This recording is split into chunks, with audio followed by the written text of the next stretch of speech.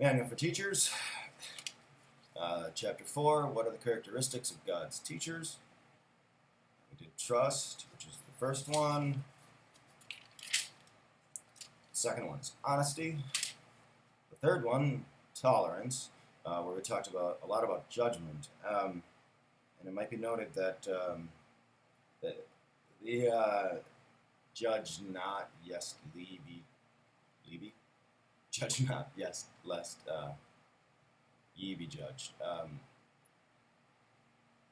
by yourself. Only you can judge yourself. If you judge someone else, you're judging yourself.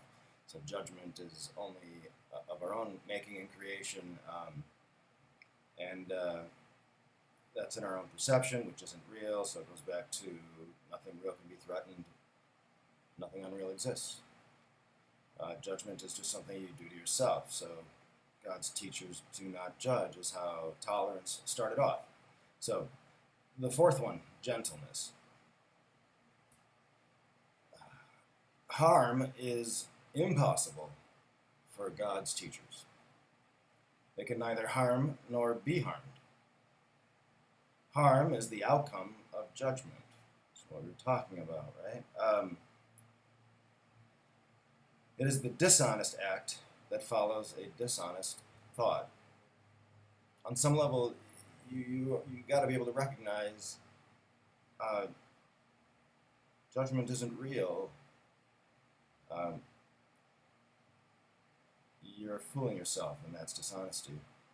Once again, it's all back to what you put out there, what you think, what you teach is what you believe. It's what you live by. It is a verdict of guilt upon a brother and therefore on oneself. It is the end of peace and the denial of learning. You just close yourself off. It demonstrates the absence of God's curriculum and its replacement by insanity, which is, the belief in the ego. No teacher of God but must learn, and fairly early in his training, that harmfulness completely obliterates his function from his awareness. And his function, of course, is to fulfill his function as assigned by the Holy Spirit, by Jesus. In his teaching, that's your special function in the atonement. Accept the atonement for yourself. So that harmfulness completely obliterates his function from his awareness. It will make him confused, fearful, angry, and suspicious. It will make the Holy Spirit's lessons impossible to learn because you've so chosen to not learn it. Nor can God's teacher, that would be the Holy Spirit, be heard at all except by those who realize that harm can actually achieve nothing at all. Nothing unreal exists. So no harm can come to what God created. No gain can come from it.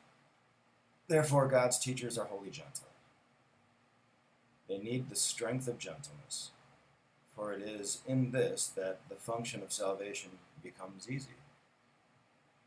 To those who would do harm, it is impossible. To those to whom harm has no meaning, it is merely natural, gentleness. What choice but this has meaning to the saint? Who chooses hell when he perceives a way to heaven? And who would choose the weakness that must come from harm in place of the unfailing, all-encompassing, and limitless strength of gentleness? It's in our invulnerability. I am as God created me.